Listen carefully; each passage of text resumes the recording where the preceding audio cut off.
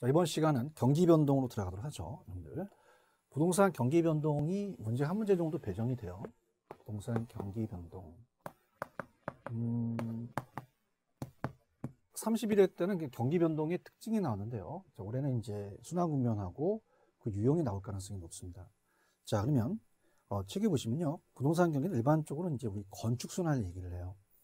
건축 순환 중에서 주택 경기 가장 중요한 또 인식으로 잡습니다. 자, 그렇다면 우리 부동산 경기 변동의 특징으로 한번 가볼게요. 특징으로 간다면, 자, 일반 경기가 이렇게 움직입니다. 자, 꼭대기 점을 정점이라고 하고 바닥점을 저점이라고 하거든요. 자, 그러면 일반 경기가 이렇게 움직여서, 자, 경기가 좋다가 또 떨어지죠. 그런데 부동산은 건축 경기가 착공에서 완공까지 오래 걸려요. 회복이 느리고 후퇴가 빠릅니다. 자, 그래서 자, 이렇게 정점에 도달한 차가 시간적 갭이 생기죠. 그걸 타성기간이라고 해요. 걔를 따라서 우리가 타성기간이 길다. 1년 정도 늦춰지죠.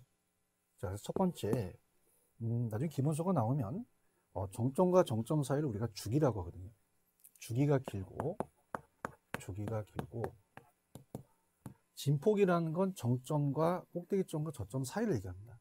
그래서 우리가 주기가 길고 진폭이 크다고 얘기합니다. 타성기간 때문에 그렇고요.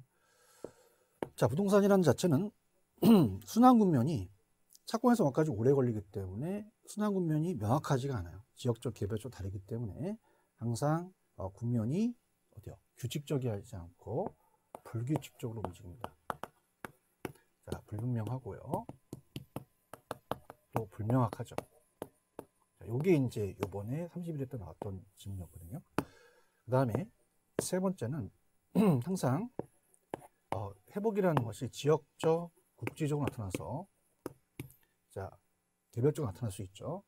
그 다음에 전국적, 강역적으로 확대된다. 일반적이죠, 그죠? 자, 그래서 우리가 어때요? 그 강남에 가격이 올랐다. 부동산. 그럼 그 지역이 오르고 서울 지역이 오르면 수도권에 또 투기 바람이 된다. 전국에도 투기 바람이 되겠죠. 자, 그래서 우리가 전국적으로 일시에 동시에 생기는 게 아니라 지역 쪽에서 전국적으로 확대되는 게 일반적이에요. 그 다음에 자, 착공에서 완공까지 오래 걸리기 때문에 회복은 좀 느립니다. 느리고, 자, 경기가 좀 과열되면 우리가 어떻습니까? 종합정책을 쓰면 확 냉각되죠. 그럼 후퇴가 빠르게 나타납니다. 빠르게. 그래서 회복이 느리고 후퇴가 빠르다. 우측으로 경사져서 우경사 비대칭이라고 합니다. 자, 이렇게 해서 그냥 가볍게 보시기 바랍니다. 자, 그럼 책을 볼게요. 자, 부동성으로 인해서 지역적으로 각각 다른 양상이 나타난다. 자, 우리가 앞쪽에서 배웠지만 움직이지 않기 때문에 지역마다 달라요. 자, 수도권이 경기가 좋은데 지방이 안 좋을 수도 있잖아요. 개별성에서 동일한 시장 지역이라도 부동산 유형에 따라 또 달릴 수도 있다는 게 키포인트고요. 일반 경기 변동에 비해 변동 주기가 기간이 약간 2배 정도 깁니다. 또한 일반 경기 변동에 비해 진폭이 크죠. 높은 정점, 낮은 저점을 가지기 때문에 타성 기간 때문에 그렇습니다. 자, 부동산 경기는 일반적으로 일반 경기보다 후행하는 게 일반적이죠. 왜? 불규칙적으로 움직이니까. 그러나 선행, 역행, 동행할 수도 있다. 일반적으로 이제 상고업령은 일반 경기와 대체로 일치합니다. 그래서 우리가 보통 경기가 좋으면 칠판주계를 만드는 생산을 많이 해서 공장과 사무실 많이 짓잖아요. 그럼 또 돈을 빌리니까 또 거기에 따라서 돈이 흐름이죠. 근데 주거용은 또 반대로 갈 수밖에 없어요. 역행으로 또 우리가 갈 수 있습니다. 자, 부동산 경기는 순환 국면이 명백하거나 일정하지 않고 경기 회복이 길며 만만하며 경기 후퇴는 빠르게 나타난다. 우경사 비대칭. 자, 부동산 경기 변동은 일반 경기보다 마찬가지로 지역별 경기 변동이 가중평균적 성격을 갖고 있죠. 자, 그래서 순환이 있는데 이건 나중에 후술하겠지만 우리가 순환 쪽으로 올 수 있고 계절적, 장기적, 무작위적으로 올 수 있다. 자, 이렇게 우리가 보시기 바랍니다. 자, 그럼 부동산 경기 순환 국면에 대해서 우리가 시험에 나올 수가 있는데요. 부동산도 경기가 순환을 합니다. 그럼 부동산의 경기 순환 국면을 한번 우리가 공부해 보도록 하죠. 자, 4개의 국면이 있고요. 안정시장이라는 특수 국면이 있는데, 안정시장은 이제 불황에 강한 시장을 얘기하거든요. 자, 그러면 그림을 한번 그려볼게요. 자, 부동산 경기도 이렇게 떨어졌다가 다시 또 올라갔다가 다시 또 떨어지겠죠. 꼭대기점을 정점이라고 얘기합니다. 정점. 자, 바닥점을 저점이라고 하죠. 저점이라고 합니다. 이렇게 보시면 됩니다. 그럼 우리도 평균 경기가 있다면 이렇게 평균 경기가 있다. 올라가고 내려간다. 4개의 국면으로 순환을 한다고 얘기하죠. 자, 그럼 경기가 좋은 곳을 상향시장이라고 얘기합니다. 상향시장. 자, 호황시장이라고도 나왔습니다. 자, 각이 따라서 움직이겠죠. 이렇게 움직이고 또 내려갑니다. 여기 이제 후퇴시장이라고 그래요. 후퇴시장. 그 다음에 여기가 하향이고 하향시장이고 여기가 이제 불황이라고 얘기하죠. 저점을 찍은 다음에 다시 회복이 오겠죠. 그래서 여기를 우리가 올라간다 해서 확장 국면, 떨어져서 수축 국면이라고 얘기하죠. 자, 그렇다면은 자, 이렇게 볼게요. 자, 우리 시험 문제에 중시 현상이라는 게 나옵니다. 중시. 누구 중시 현상이냐? 자, 각이 오르잖아요. 그러면 매도자들은 안 팔려고 할 거예요. 매도자는 거래를 미루죠. 자, 근데 매수자는 자꾸 살려고 하죠. 비다른 쪽 위주로 가야 된다. 이게 매도자 시장이 되고요. 자, 여기는 매수자 시장이 된다는 거죠. 매수자는 안 사요. 가격이 떨어지잖아요. 그럼 매도자는 자꾸 팔려고 하고 매수자는 기다리니까 매수자 위주로 중개업을 하셔야 된다는 얘기입니다. 그러니까 중시현상 여기까지 가고요. 자, 그 다음에 이제 딱 두 가지예요. 우리가 시험에 나오는 게 공실률하고 공가율하고 과거의 사례 가격이 나옵니다. 자, 그러면 이렇게 된다면 우리가 이제 공실률이나 공가율을 볼게요. 사무실이 비어 있거나 집이 비어 있는 비율. 자, 여기는 어떻게 돼요? 이게 가격과도 관련되니까 호황이면 또 거래도 잘 되고 가격도 올라가고 내놓기만 하면 팔립니다. 공실공고가 줄고요. 여기 또 공실공고가 늘어날 수 있죠. 자, 그 다음에 과거의 사례 가격이에요. 과거의 사례 가격. 그럼 과거의 사례 가격이라는 게 기초에서는 조금 어려우신데요. 우리가 이제 감정평가 방식에서 비교 방식이라는 게 있습니다. 그 비교 방식이라는 것은 자, 과거에 평가사가 봤을 때 과거의 사례 가격이라는 게 있죠. 자, 그럼 20억이었다면 지금 평가사가 대상부동산을 평가하려고 그래요. 자, 그러면은 상향시장에서는 과거 사례 가격은 우리가 어떻습니까? 하한가가 되는 거고요. 쭉 내려가면은 과거는 상한선이 된다는 거죠. 이렇게 해서 보는데 약간 편법을 이용하는 건 제가 나중에 기본서 가서 해드리겠습니다. 여기는 이론으로 이제 강하게 가셔야 돼요. 자, 들어가 보도록 하죠. 자, 회복시장입니다. 자, 회복시장은 자, 어떻습니까? 매수에서 매도로 바뀌겠죠. 자, 과거의 사례 가격은 사령 거래의 하한선이 되겠고요. 거기에 약간씩 증가하고 공실이 작겠죠. 자, 상향시장 갑니다. 매도자 중시죠. 과거의 사례 가격은 새로운 거래의 하한선이 되고 정점에 도달해서 경기가 후퇴할 조짐을 이제 보이죠. 후퇴시장입니다. 매도에서 매수로 바뀌죠. 과거의 사례가 새로운 거래에 반대니까 상한선, 거래가 감소하고 가격이 하락, 공실이 또 증가하겠죠. 반대로. 자, 이렇게 보시면 되고요. 하향시장은 매수자 중시입니다. 그래서 매수자가 중시하고 과거의 사례 가격은 새로운 거래의 상한선, 공실이 증가하며 부동산 소유가 큰 부담이 되겠죠. 자, 이렇게 해서 이제 보시고요.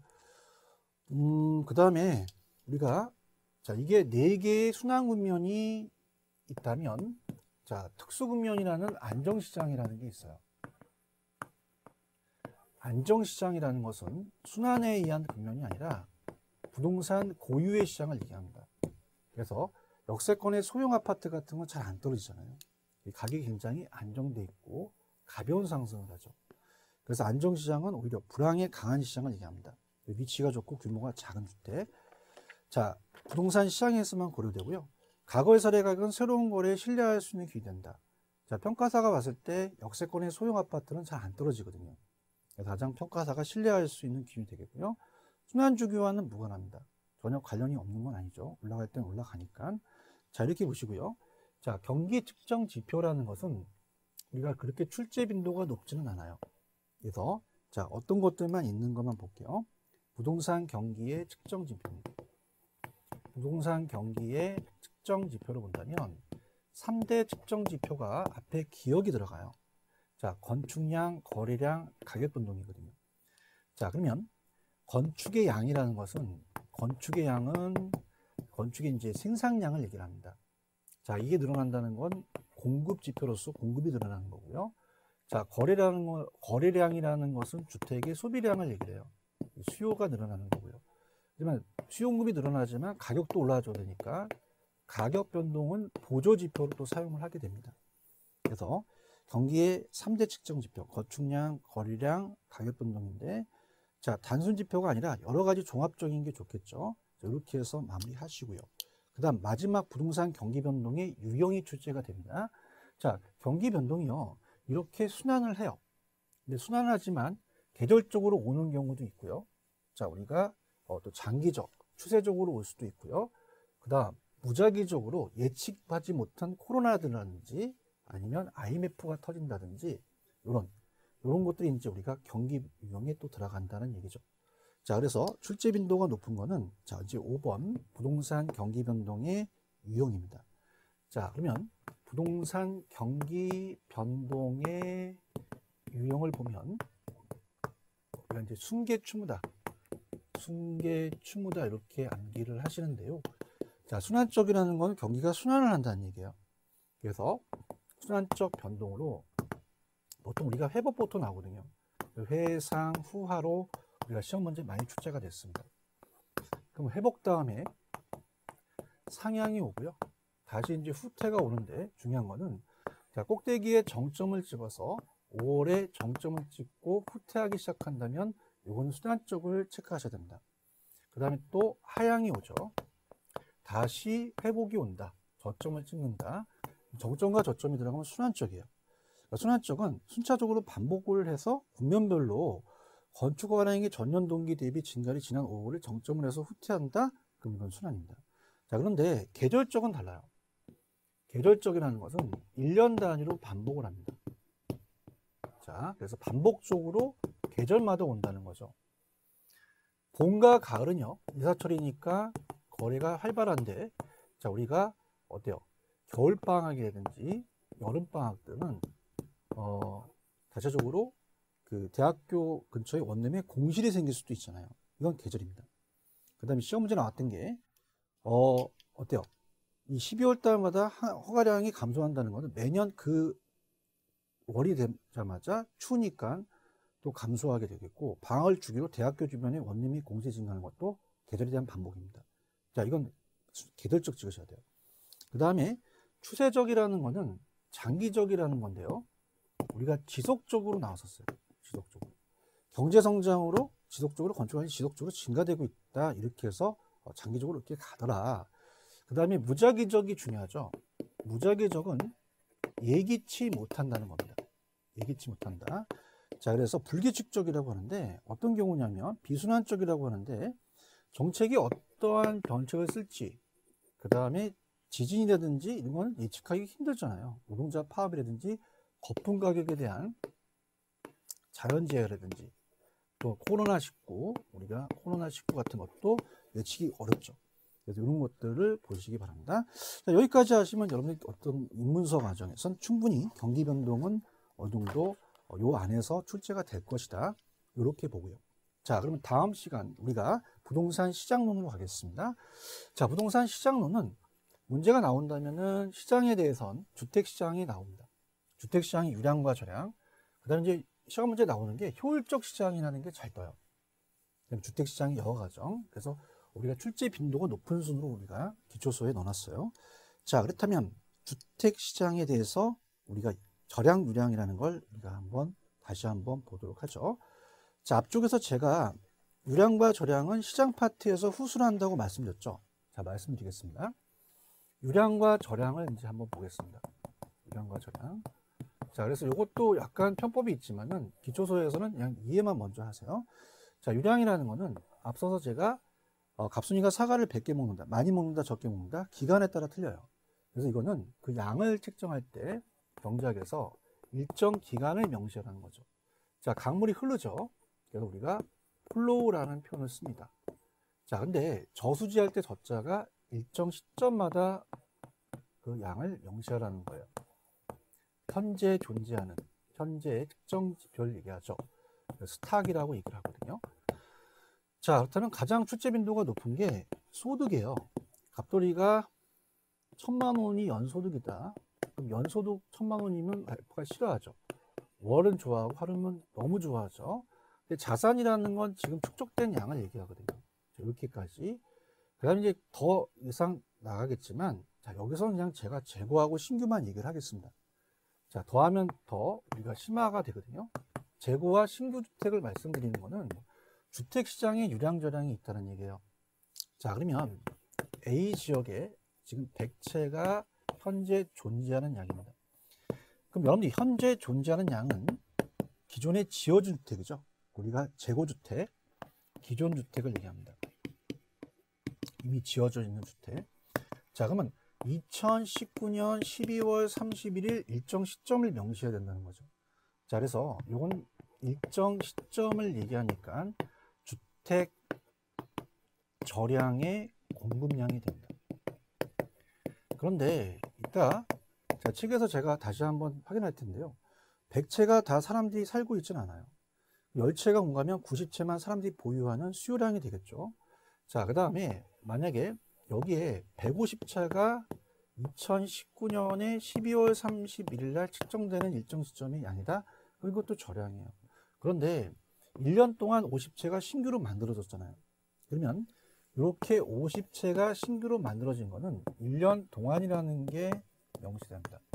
그럼 1년 동안이라는 거는 일정 기간을 얘기를 하는 거고요. 자, 요거는 신규 주택을 얘기를 해요. 주택. 그럼 요거는 주택 유량의 공급량이 되겠죠. 주택 유량의 공급량이다. 이렇게 봅니다. 자, 그렇다면은 자, 주택이라는 건 신규와 재고주택이 있다. 이렇게 보고요. 특히 단기는 기간이 너무 짧기 때문에 신축이 어려워요. 단기양은 저량이고 장기는 유량이다. 이렇게 가시는 거죠. 자, 그러면 주택 저량의 주택 유량 볼게요. 부동산과 같이 단기적으로 공급이 잘 이루어지지 않죠. 공급이 제한됐기 때문에 유량 물론 저량도 같이 분석해야 된다. 그럼 주택 저량은 일정 시점의 시장에 존재하는 주택의 물리적량을 얘기하고 일정 시점의 수요자를 보유하고자 하는 주택의 양이다. 예제가 중요합니다. 만약에 지금 현재 1,000만 세대가 있어요. 그럼 주택 저량의 공급량 중에서 10만 채가 공가면 990만 채만 사람들이 살고 있죠. 그럼 저량의 수요량이 990만이에요. 자, 그 다음에 주택 유량이라는 것은 기간이죠. 주택 유량의 공급량은 일정 기간 동안 공급자들이 공급하고자 하는 주택의 양이고 수요량이라는 것은 수요자들이 보유하고자 하는 주택의 양이 되겠죠. 자, 그러면 작년 1년 동안이 기간이잖아요. 그럼 공급된 주택 수가 100만 세대라면 주택 유량의 공급량이 되겠고요. 95만 세대가 팔렸다. 그럼 분양됐다면은 주택 유량의 공급량이 100만이고 유량의 수요량이 95만이 되겠죠. 자, 그러면 저량과 유량은 자, 일정 기간이 명시가 없이 그냥 시점을 측정하는 것은 자산과 같은 게 이제 저량이다. 이렇게 보시고요. 유량은 일정 기간에 대한 거니까 우리가 수입, 소득이 되겠죠. 자, 구체적인 건 제가 기본 강의 때 더 자세히 해드리도록 하겠습니다. 자, 주택 저량, 주택 유량에 대한 분석. 단기는 일정 시점의 주택 저량의 공급이고 장기는 일정 기간 동안 유량의 공급이다. 여기까지만 보시기 바랍니다. 자, 다음에는 시험에 또 출제 빈도가 높은 게 주택의 여가 현상과 주거 분리예요. 자, 그래서 여기도 별표 3개짜리입니다.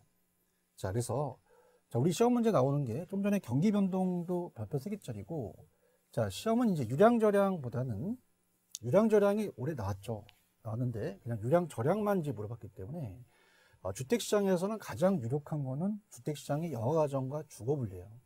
여기를 이제 잡으세요. 자, 그러면 들어가 볼게요. 주택시장의 여가가정을 보겠습니다. 자, 이 주택은 새 주택만이 아니라 나중에 헌주택도 해서 다시 재개발되겠죠. 자, 그렇다면은 자, 이렇게 반짝반짝 별이 빛나는 거는 고가주택이 됩니다. 고가주택이 되겠고요. 고소득층이죠. 자, 이렇게 금이 많이 간 거는 저가주택이 되겠죠. 자, 그러면 이렇습니다. 갑이 고득인데 우리가 이제 뭐 재건축 재개발하게 되면 그 분담금이라는 게 나가잖아요. 계량 비용이 너무 많이 들어가면 계량을 안 하거든요. 그럼 얘가 얘한테 팔아버려요. 이 주택이 고가 노후층이 저소득층으로 떨어져서 하향여가가 발생한다고 얘기를 해요. 하향여가. 그럼 나중에는 이제 재개발 재건축 되면은 어떻게 돼요? 저가주택이 또 고가주택으로 올라가죠. 내려가는 건 다운, 올라가는 건 업이니까 우리가 다운이고 업이니까 업그레이드 이렇게 가세요. 상향은 업그레이드다. 상향여가가 되는 거죠. 자, 항상 또 순환을 하겠죠. 순환 과정이라고 얘기하고요. 이건 항상 공가라는 게 필요합니다. 집이 비어 있으면 이사를 갈 수도 있잖아요. 공가가 또 여가 과정의 중요한 구성 요소로 되겠고요. 자, 주택시장의 여가 과정은 굉장히 긍정적으로 바라봐야 돼요. 왜냐하면 주택이 새 주택으로 바뀌고요. 또 많은 주택이 저가 주택으로 가니까 또 저소득층에 대한 주택에 대한 것이 효율적인 배분이 되겠죠. 자, 그럼 들어가 볼까요? 주택 순환 현상 또는 과정이라고 한다. 주택의 질적 변화와 가구 이동을 인해서 침입 계승은 이제 들어가는 걸 침입이고 바뀌는 건 계승이라고 하거든요. 자, 그러면 주택의 소득 계층에 따라 상하로 이동하는 현상을 주택의 여가 현상이라고 얘기를 해요. 그러면 하향 여가는 뭘까요? 상위 계층이 가구 이동 발생해서 공가를 하위 계층의 사용으로 전환되는 거죠. 그 다음에 특히 하향 여가는 저소득층에 대한 주택 보증금 지고 소득이 증가하면 저가주택 수요가 증가합니다. 자, 그러면 저가주택이라는 자체는 소득이 낮아서 그래요. 정부 입장에서는 정부가 보조를 해주거든요. 그럼 실제 소득이 증가하니까 그만큼 주택을 살 수 있죠. 그럼 저가주택 수요가 증가해야지만 하향합니다. 저가 증가 하향 이렇게 암기하세요. 자, 그런데 반대로 우리가 이제 상향여가가 있지만 주택의 여가 현상은 주거의 질을 개선하고 또 이러한 또 주택의 내구성을 증대시켜 결과적으로 주택 공급량을 또 증가시키는 기여를 하겠죠. 자, 상향이 됩니다. 하위 계층의 가구 이동으로 인한 공가를 상위 계층으로 사용되는 거죠. 그리고 재개발되는 경우가 이런 거죠. 그럼 상향은 어때요? 업그레이드가 됐으니까 그 지역의 소득이 증가해서 오히려 저가주택 수요가 감소됐을 때 발생하겠죠. 자, 이렇게 가져가시면 되고요. 자, 그 다음에 주거 분리로 한번 가보겠습니다. 주거 분리.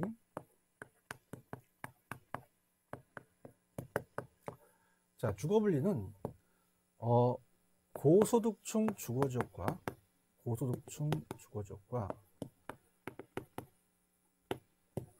그 다음에 경계지역에 의해서 저소득층 주거지역이 이렇게 나눠지는 거예요. 이걸 주거분리라고 합니다. 그래서 자, 이건 도시 전체에서만 발생되는 게 아니라 도시 전체가 아니라 인근 지역에서 발생이 되거든요. 인근 지역. 자, 그러면 상향여가, 하향여가 과정에서 이런 일이 벌어지죠. 자, 들어볼까요? 자, 원래 여기가 고소득층이 살고 있었습니다. 근데 금이 가서 계량 비용이 들어가요. 그러면 계량 비용이 너무 많이 들어간다는 거죠. 계량 비용이 한 3억 들어가는데 주택의 가치의 상승분은 1억밖에 안 하면 계량 안 합니다. 떠나죠. 그러면 저소득층이 들어옵니다. 자, 이질적인 요소가 들어온 거를 침입이라고 얘기를 하죠. 침입.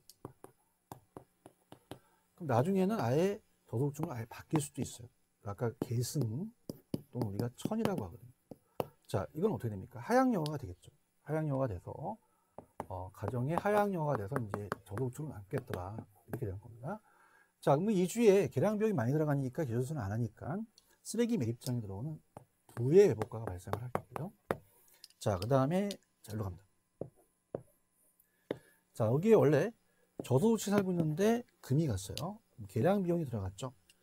그럼 우리가 계량 비용이 만약에 1억밖에 안 들어가는데 주택 가치 상승은 만약에 5억이 됐다. 그럼 계량하겠죠. 고소득층이 들어옵니다. 그럼 고소득층 아예 바뀌죠. 그럼 여기는 상향여가가 됩니다. 상향여가. 그러면 새 주택으로 바뀌니까 공원이 들어서서 정의 회복가가 발생됐죠. 환경이 긍정적인. 자, 그래서 우리가 중요한 거는 좀 빨리 맞추려면요. 자, 어차피 침입이라는 건 이질적인 요소예요. 그래서 들어있는 것보다 들어가는 게 저소득층이 들어가면 하향, 고소득층이 들어가면 상향이다. 이렇게 보시고요. 자, 그 다음에 자, 우리 학교 다닐 때 옆에 있는 짝꿍이 아주 공부를 잘해요. 그러면 옆에 있는 사람이 점수가 올라가죠. 그럼 택시가 열심히 오면 할증료 붙죠. 할증거리라고 하고요. 점수가 좀 낮은 애한테 붙었어요. 그럼 할인되겠죠. 이런 할증과 할인거래도 나타날 수 있다는 거죠. 자, 그래서 가볼게요. 자, 주거분리라는 거는 도시에서 고소득 주거지역과 저소득 주거지역이 서로 분리되는 겁니다. 그럼 주거분리 현상은 도시 전체가 아니라 인근 지역에서 발생되겠고요. 주거분리 현상이 나타나는 이유는 수도내에 투입되는 비용과 수도 내 주택가치 상승률을 비교해서 의사결정을 해요. 그럼 여러분 생각하실 때 고급주택 지역의 수도내 가치 상승이 크다. 그럼 수선을 하죠. 고소득층이 들어와서 상향료가 돼서 고소득층 지역으로 바뀌겠고요. 자, 그 다음 저급주택의 수도내 가치 상승보다 투입 비용이 많아요. 수선 안 하죠. 고소득층이 침입해서 하향료가 돼서 저소득층 지역으로 바뀌겠죠. 자, 고소득층 주거지역은 계속 고급으로, 저급은 계속 저급으로 남게 됩니다.